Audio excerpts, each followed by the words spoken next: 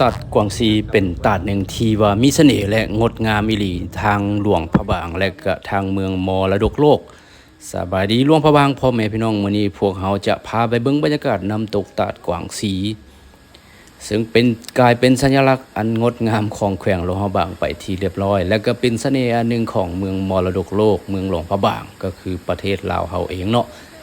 ซึ่งผู้ใดไปหลวงพระบางบ่ได้ไปฮอดตาดกวางซีก็หมายความว่าบ่ได้ไปฮอดไปถึงทางหลวงพระบางเทื่อซั่นเด้เพิ่นว่าถ้าไปต้องขึ้นภูซีไปวัดเสียงทองไปตาดกวางซีก็ถือว่าครบจบฮอดเมืองมรดกบ่โดยบริบูรณ์เดี๋ยวพาชมพาเลาะบรรยากาศชมวิวมาช่วง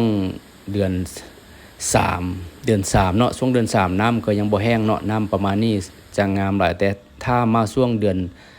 11 12หรือว่าเดือน1เดือน2นี่น้ำก็จะหลายกว่านี้แต่ว่าเดือน3นี่คนจะน้อยลงกว่าเก่าแต่ว่าถึงแม้ว่าคนจะน้อยก็ยังแออัดพอสมควรเนาะการสัญจรอยู่บริเวณตาดก็ถือว่าจราจรก็คึกคืนพอสมควรอาหารการกินอาหารหวานข้าวพ่อค้าแม่ค้าก็ถือว่าได้ขายปกติดี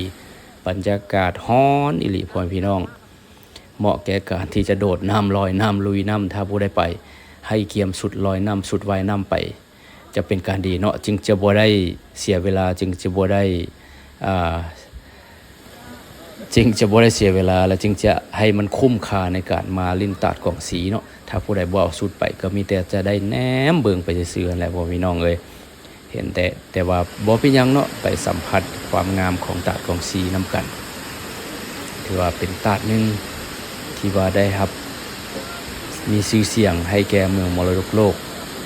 ผู้ใดมาก็ต้องได้มาลิ้นมาเที่ยวมาชมบรรยากาศธรรมชาติของ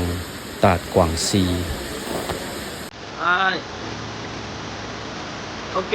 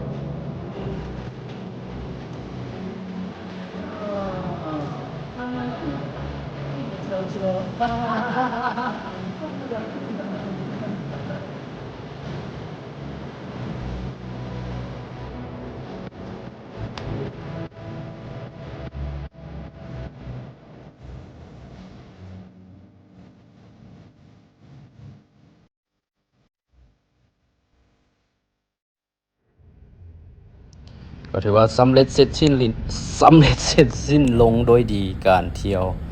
หลวงพระบางเมืองมรดกโลกตอนนี้ก็ได้เวลากลับสู่นครหลวงเวียงจันทน์พวกเราจะนั่งรถไฟด่วนลาวจีนจากนครหลวงพระบางไปฮอดนครหลวงเวียงจันทน์ก็จะใช้เวลาประมาณ2ชั่วโมงกว่าๆเนาะก็ถือว่าเฮ็ดให้การเดินทางสะดวกสบายขึ้นแล้วก็การไปมาหาสู่กันก็สะดวกสบายขึ้นระหว่างจากแขวงภาคเหนือโดยเฉพาะจากนครหลวงไปหลวงพระบางสมัยตะกี้เพิ่นใช้เวลาประมาณ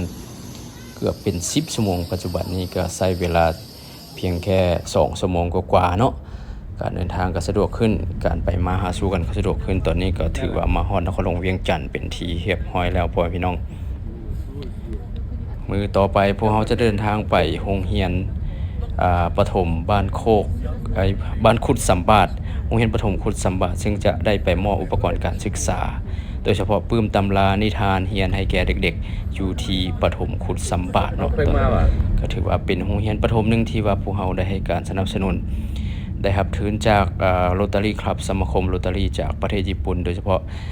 ชื่อว่ามินาโตะโรตารี่คลับหรือว่าจากเมืองชิบะแขวงชิบะเมืองชิบะพรีเฟกเจอร์จากประเทศญี่ปุ่นญี่ปุ่นเนาะตอนนี้ก็ได้มาฮอดโรงเรียนเป็นที่เรียบร้อยแล้วทางโรงเรียนได้เกียมต้อนรับขับสู่แล้วก็จากนั้นก็จะมอบปื้มมอบอย่างแล้วก็ถือว่าเสร็จสิ้นพิธีจบในการเดินทางภารกิจครั้งนี้เนาะจากทีมงานญี่ปุ่นมาเยี่ยมลาวเพิ่นมาปีละครั้งมาให้มาเบิงอุปกรณ์การศึกษาที่เพิ่นเคยซอยโดยเฉพาะเฮ็ดปื้มตำราเรียนปื้มนิทานเป็นภาษาญี่ปุ่นแต่ว่าเพิ่นได้แปลเป็นภาษาลาวเนาะเอามาให้เด็กๆแล้วก็นอกจากนั้นเพิ่นยังได้ประกอบในการสมทบในการสร้างตึกอาคารต่างๆช่วยเหลือเล็กๆน้อยๆห้องสมุดห้องอ่านให้แก่โรงเรียนประถมโรงเรียนมัธยมอยู่ประเทศลาวเฮาได้10 กว่าปีแล้วเนาะก็ถือว่าเป็นมิตรที่ดีต่อกันตลอดมาเนาะข้าพเจ้าก็เป็นผู้หนึ่งที่ว่าเป็นผู้ประสานงานโครงการตัวนี้มาได้ 2-3 ปี 4-5 ปีแล้วเนาะตั้งแต่ก่อนโควิดจนฮอดปัจจุบันก็ได้สืบต่อกันมาเรื่อยๆถือว่าเป็นกิจกรรมประจำปีของโรตารีมินาโตะโรตารีชิบะญี่ปุ่นซึ่งว่าเป็นกิจกรรมประจำปีเพิ่นได้มาทุกๆปีแล้วก็ข้าพเจ้าก็ได้พาไปมอบไปให้แก่เด็กๆบ่ว่าจะเป็นในเมืองแล้วก็ชานเมืองเนาะก็ได้มีการมอบให้เด็กๆเขาเจ้าได้อ่านได้เรียนรู้นิทานอย่างต่างๆให้มันหลากหลายขึ้นเนาะเดี๋ยวไปเบิ่งบรรยากาศไปชมบรรยากาศนำกันพ่อพี่น้อง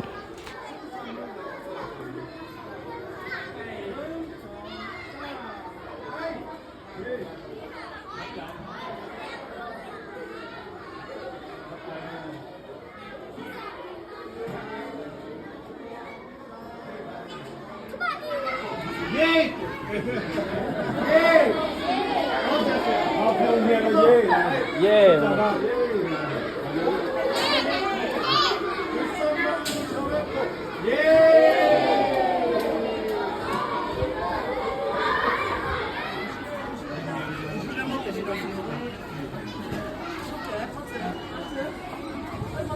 จับปึ้ม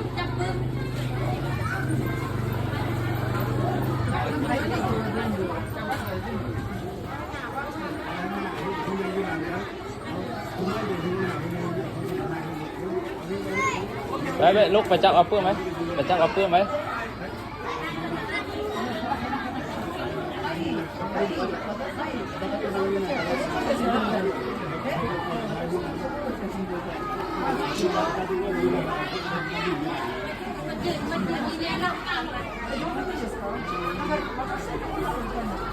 ไป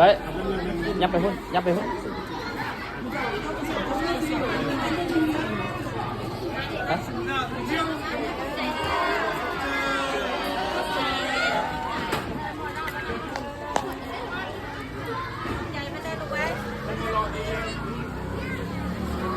มัธยม148บ้านยังไม่รู้